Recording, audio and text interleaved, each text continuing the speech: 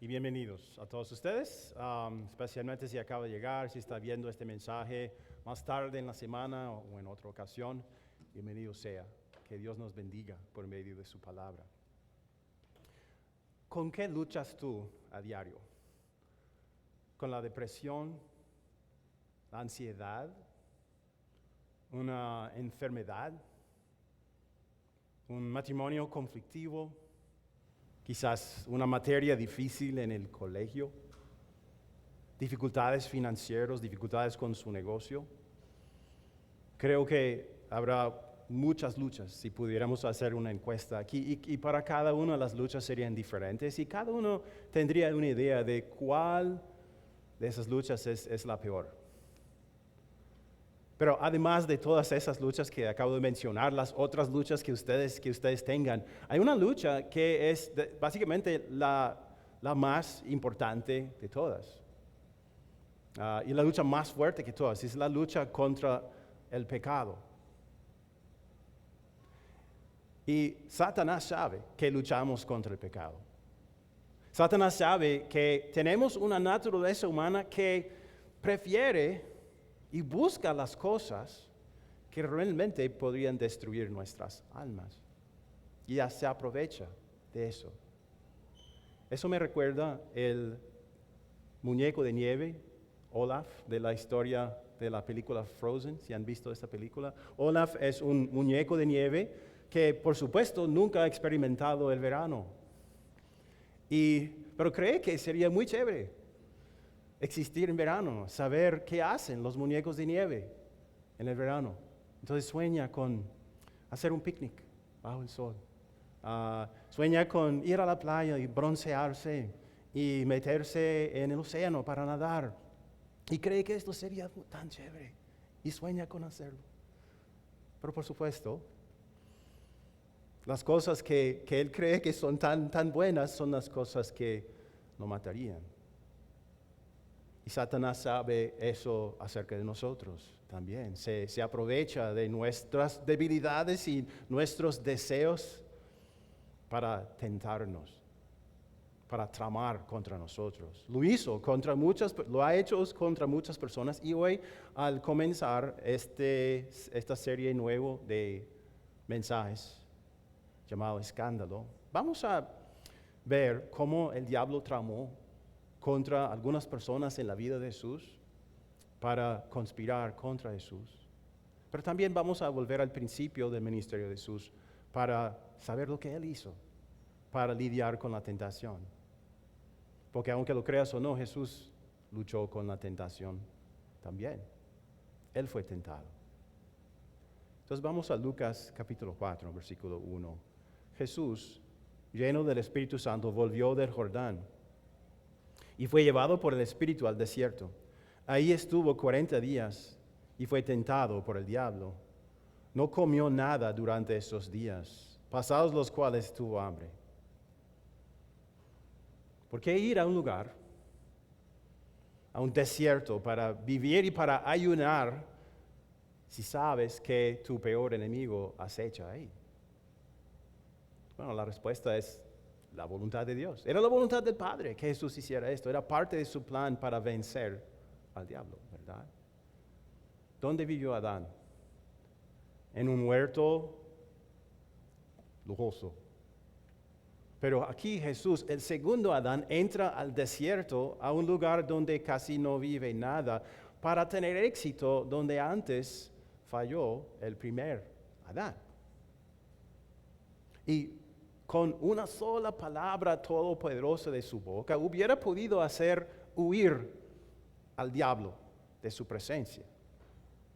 Pero cuando Jesús entra al desierto, lo hace como un ser humano para luchar contra el diablo como todos nosotros tenemos que hacerlo.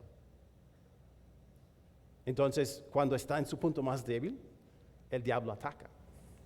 Pero su ataque es un poco extraño, porque pareciera que fuera un buen amigo de Jesús. Dice, Jesús, obviamente tienes hambre, 40 días sin comer, tienes hambre, pero no tienes que sufrir así. Tú podrías comer como un rey. Tú sabes, si tú eres el Hijo de Dios, entonces podrías convertir esas piedras en pan. ¿Por qué no lo haces? Sería un alivio para tu sufrimiento. Pero ¿cómo responde Jesús? No solo de pan vive el hombre.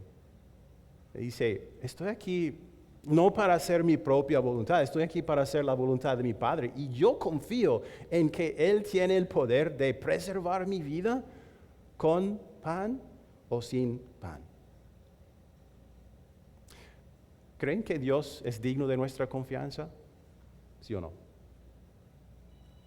Pero Satanás trató de convencer a Jesús de que su padre quizás ya no se preocupaba por él. Quiso que lo desobedeciera, tomando las cosas en sus manos, creando una solución para su hambre en vez de simplemente esperar a que su padre actuara. Dios es digno de nuestra confianza. Pero Él también nos tienta tratando de convencernos de que debido a que no podemos ver a Dios, quizás no podemos realmente confiar en Él.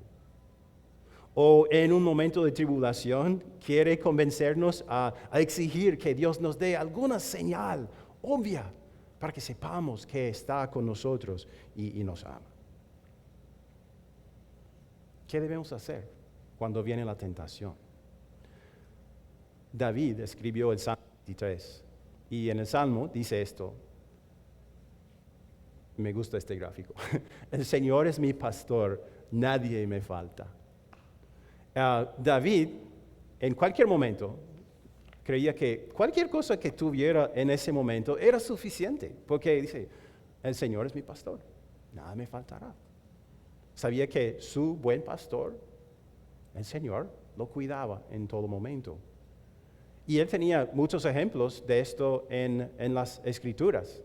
Por ejemplo, cuando los israelitas estaban vagando por 40 años en el desierto, ¿qué hizo el Señor? Los sostuvo, les preservó la vida. Siempre tenían lo que necesitaban. Hasta la Biblia dice que la ropa de ellos no se desgastó. David también había experimentado personalmente la fidelidad de Dios. Porque antes de que fuera rey, fue perseguido por varios años por el rey Saúl, el primer rey de Israel, de una ciudad a otra, pero en todos esos casos, el Señor nunca lo había abandonado. Tú y yo tenemos estos ejemplos de la Biblia y muchos más, y también nuestra experiencia personal de que Dios es fiel. Su historial es impecable. Nunca ha fallado a los que confían en Él. Y también nos da promesas como esta. Sean fuertes y valientes. No teman ni se asusten, pues el Señor su Dios siempre los acompañará. Nunca los dejará ni los abandonará. Entonces, la palabra de Dios es la respuesta, es la solución. Es el arma que Jesús usó para vencer a Satanás. Cuando confiamos en la palabra de Dios, Él tiene que huir. No se puede resistir a la palabra de Dios. Seguimos. Versículo 5. Entonces el diablo lo llevó a un lugar alto y le mostró en un instante todos los reinos del mundo. Sobre estos reinos y todo su esplendor, le dijo, te daré la autoridad. Porque a mí, gracias. Volvamos a tu mamá. Gracias. El Padre Nuestro. Vamos a orarlo más tarde. Dice, sobre estos reinos y todo su esplendor le dijo, te daré la autoridad, porque a mí me ha sido entregada y puedo dársela a quien yo quiera. Así que si me adoras, todo será tuyo. Jesús, yo soy dueño del mundo. Si tú quieres algo, te lo puedo dar. Estás sufriendo, pero puedes tener toda la comida que quieras, todo el dinero que quieras. Si quieres autoridad, te la puedo entregar también. Compartiré mis riquezas contigo. Si quieres mujeres, te puedo dar cuantas quieras, cualquier cosa. Pero haz un trato conmigo. Tú me adoras, te daré lo que tú quieras y podemos reinar todos juntos sobre el universo, tú y yo. Adora al Señor tu Dios y sírvele solamente a Él, dijo Jesús. Y dijo, no voy a permitir que nada tome el lugar de mi Padre en mi corazón. Él será siempre el número uno en mi corazón, porque un idólatra no podría salvar un mundo de idólatras. Un rey terrenal podría dar riqueza terrenal a sus súbditos, pero no podría darles la vida eterna. Así que me niego. Durante todo su ministerio, cuando Jesús estaba aquí en la tierra, Satanás trabajó muy fuerte para tramar contra él y contra los que lo seguían y hasta contra sus enemigos. Y él causó uno de los peores escándalos en la historia del mundo, porque ¿qué hizo? Él usó uno de los propios discípulos de Jesús y los líderes espirituales de la nación de Israel para buscar la muerte del Hijo de Dios. Leímos un poco sobre Judas en la primera lectura para hoy. ¿Qué dice la Biblia sobre él? El apóstol Juan, que era otro apóstol que vivió por 3 años también con Judas, dice esto sobre él. Era un ladrón y como tenía a su cargo la bolsa del dinero, acostumbraba a robarse lo que echaban en ella. Aparentemente, Judas tenía un problema. Tenía una debilidad, y su debilidad, quizás entre otras, era el amor al dinero. Y en el principio, quizás Judas creía en Jesús como el Mesías, pero poco a poco ese pecado le fue llenando su corazón. Y Satanás se aprovechó. Bueno, ¿qué tal los líderes espirituales, los sacerdotes y los maestros de la ley que menciona Lucas? Ellos tenían que someterse a la autoridad de Roma, de los romanos. Pero los romanos, al mismo tiempo, les habían concedido cierta autoridad y poder. Y querían conservar esas cosas. ¿Y qué hizo Satanás? Los convenció de que Jesús era una amenaza a su poder y autoridad, a su estilo de vida. Jesús había expuesto sus pecados, su corrupción. Ahora más personas estaban siguiendo a Jesús que a ellos. Entonces les convenció de que la mejor solución era, en vez de confiar en Jesús, matarlo. Hicieron la voluntad de Satanás y Judas participó. Judas ayudó, uno de los 12. Jesús había escogido. ¿Crees que habría sido posible para Judas resistir esa tentación? Con la ayuda de Dios, pero no se aprovechó de esa ayuda. Jesús dejó que ese pecado llenara su corazón de tal punto que Jesús ya no cabía y era como un títere para Satanás. ¿Qué tal si tú consiguieras un nuevo trabajo, que te pagara, vamos a decir, 2 veces el salario que antes recibías? Y un amigo cristiano tuyo fuera a ti y te dijera, he escuchado de tu nueva tentación. ¿Por qué no sentamos a orar y pedirle a Dios que este dinero ya no se convierta en un ídolo que te desvíe de Él, que te separe de Él? ¿Sería un buen amigo? Yo creo que sí. Porque hay muchas de las cosas que más deseamos, muchas de las cosas que creemos que son buenas para nosotros, sea el dinero, las posesiones materiales, el sexo, los logros, la fama, los amigos, ninguno del cual es malo en sí, son las cosas que tienen más poder para captar nuestro corazón, para hacer que confiemos en esas cosas más que en Dios. Pero la realidad es que nos separan de Él. Satanás lo sabe, y Satanás es un experto en convencernos a buscar en todos los lugares equivocados lo que ya tenemos en Jesús. Él quiere que seamos como Olaf, ese muñeco de nieve, sentados en la playa en South Beach, creyendo que todo está bien mientras que nuestra fe se convierte en un charco de agua. ¿Cuál es la respuesta? ¿Cuál es la solución? Es la palabra de Dios, porque la palabra de Dios nos convence y tiene el poder para convencernos de que el único Dios es el Señor y que Él puede darnos infinitamente más y nos promete infinitamente más que cualquier cosa que este mundo nos puede dar o prometer. El mundo en que vivimos nos anima a ser atrevidos. Los atrevidos conquistan el mundo. Y fue lo que hizo Satanás con Jesús también. Le animó a ser atrevido espiritualmente. Entonces se ponen en la cúpula del templo en Jerusalén y mirando hacia abajo 140 metros al valle de Cedrón. ¿Y qué dice el diablo? Tírate de aquí. Tírate, arriésgate, seas atrevido. Porque si quieres ser alguna clase de Mesías, tienes que impresionar a la gente. Y la gente sí quedará impresionada si tú te tiras y llegas al fondo sin morir. ¡Wow!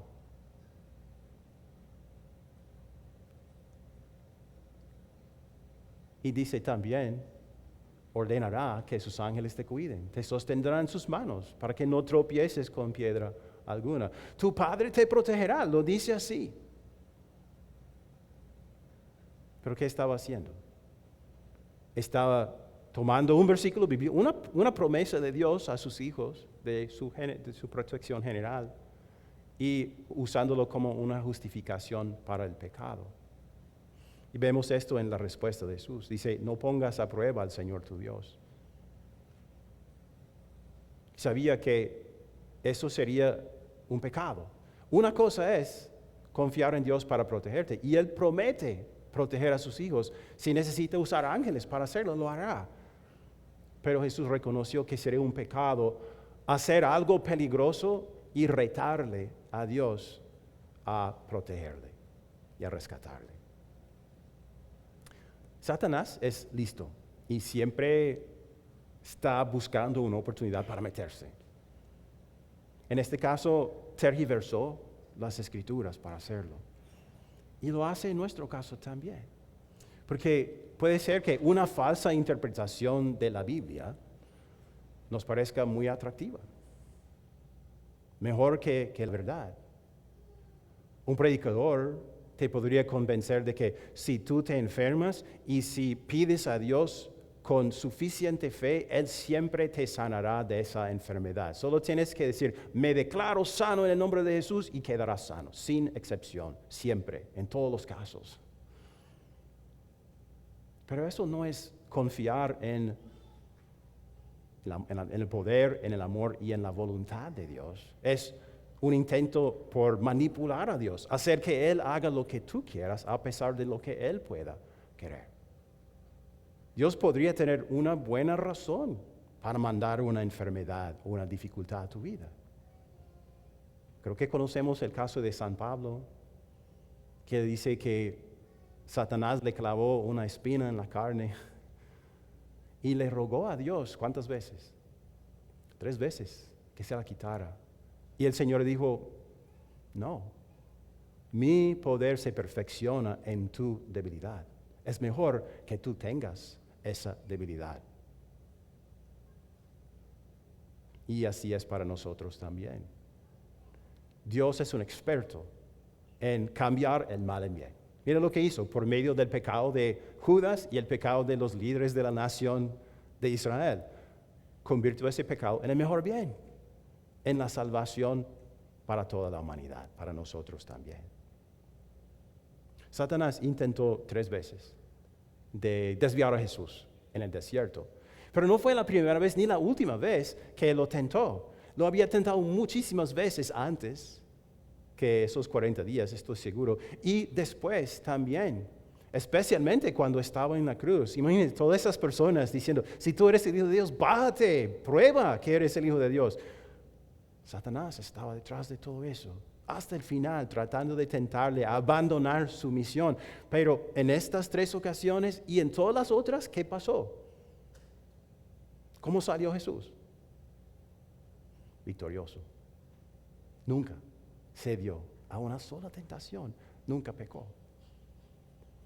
¿Cuántas veces hemos tú y yo creído las mentiras de Satanás? ¿Cuántas veces hemos tú y yo caído en el pecado por la tentación de Satanás? Más veces de lo que podríamos contar. Afortunadamente, nuestra lucha contra el pecado no es una lucha por ser salvo de su consecuencia. Porque Esa lucha se acabó en el momento cuando Jesús dijo esto, consumado es, desde la cruz. Dijo, consumado es. ¿Por qué? Porque Él había sufrido el infierno por nosotros. Él había luchado contra nuestros peores enemigos, el pecado, el diablo y el infierno, y Él había ganado. Pero antes de eso, hizo algo también. Durante toda su vida, ¿qué hizo? Resistió la tentación, obedeció la ley perfectamente, como si fuera uno de nosotros. Siempre venció las tentaciones de Satanás. Satanás trató de desviarlo, y si él hubiera cedido, por ejemplo, a una de las tentaciones, su cuerpo se habría quedado en la tumba. Pero resucitó. Y cuando Dios lo resucitó, nos declaró a todos nosotros de que había ganado la victoria. Aceptó su vida perfecta, aceptó su muerte inocente por nosotros. Nuestros pecados son perdonados por su causa. No solamente eso, se nos acredita toda su santidad, su vida santa. Cuando caemos en pecado, podemos decir, bueno, yo caí, pero Jesús no. Y ahora Dios no toma en cuenta ese pecado que acabo de cometer. Entonces me ve como si fuera Jesús. Entonces no tenemos que luchar para ser perdonados. Qué alivio. No tenemos que luchar para ser perdonados. Jesús completó esa lucha y dijo, consumado es. Pero sí necesitamos luchar contra el pecado, contra la tentación, para que no nos quiten la fe en Jesús. Porque sin Él no hay salvación, ¿verdad? Cada tentación es una tentación de vivir aparte de Dios y de su voluntad. Es una oportunidad para vivir de nuestra manera y no de la manera que quiere Dios. Nos tienta a ser independientes, a confiar en nuestra lógica, en nuestra razón, para encontrar el camino de la felicidad. Es por eso que la palabra de Dios y la oración son nuestras armas necesarias para luchar contra la tentación. Son nuestra fuerte de fortalecimiento cuando tenemos que batallar contra las tentaciones de Satanás. Porque la palabra de Dios, ¿qué nos recuerda? Nos recuerda que el camino de Dios es el único camino. Y ese camino es Jesús. Esa palabra nos da la fe para creer en Jesús, para recibir la salvación y también para creer la verdad en contra de todas las mentiras de Satanás. Su palabra obra en nosotros un nuevo nacimiento, una nueva naturaleza que quiere hacer la voluntad de Dios. Una naturaleza que puede luchar contra la tentación. Una naturaleza que es alimentada por la palabra y mientras más crezca, más puede decir que no al pecado. Evitar el pecado. Nos ayuda a ver el pecado como algo destructivo y no como algo beneficioso. Y también por medio de la fe en Jesús tenemos acceso al oído de Dios todo el tiempo en la oración. Entonces, en momentos de tentación podemos orar. ¿Qué hizo Jesús en el huerto de Getsemaní? Oró. El diablo lo estaba tentando fuertemente a abandonar la misión por lo que él esperaba, pero oró. ¿Y qué nos enseñó Jesús a orar? No nos dejes caer en tentación, mas líbranos del mal. Si Él nos enseñó a orar así, si Él nos anima, invita a orar así, significa que habla en serio. Significa que está comprometido. Se compromete a sí mismo a ayudarnos cuando somos tentados. Y es lo que dice Pablo en 1 Corintios 10. Ustedes no han sufrido ninguna tentación que no sea común al género humano. Pero Dios es fiel y no permitirá que ustedes sean tentados más allá de lo que puedan aguantar. Más bien, cuando llegue la tentación, Él les dará también una salida a fin de que puedan resistir. Él es fiel y lo promete. Esta semana, no sé, No sé con qué lucharás. Quizás con las mismas luchas que tuviste la semana pasada, no sé. Pero sé que lucharás con el pecado. Todos nosotros lo haremos. Porque Satanás no tramó solamente contra Jesús o contra Judas, contra los líderes de los judíos, sino contra toda la humanidad. Siempre lo ha hecho y siempre lo hará. Y debido a que Él sabe qué tan atractivo el pecado es para nuestra naturaleza, necesitamos hacer que la palabra y la oración sean la primera prioridad en nuestras vidas. Es lo que hizo Jesús. Entonces, cuando hacemos eso, tendremos la confianza de que Jesús ya ganó la victoria sobre nuestra culpa, sobre el infierno, y también Él nos dará el poder para luchar, para que nuestra fe permanezca intacta para el último día, cuando Él venga. Porque en ese entonces, cuando estemos en el cielo, ya no la necesitaremos, porque se habrá acabado la lucha de una vez por todas. Amén.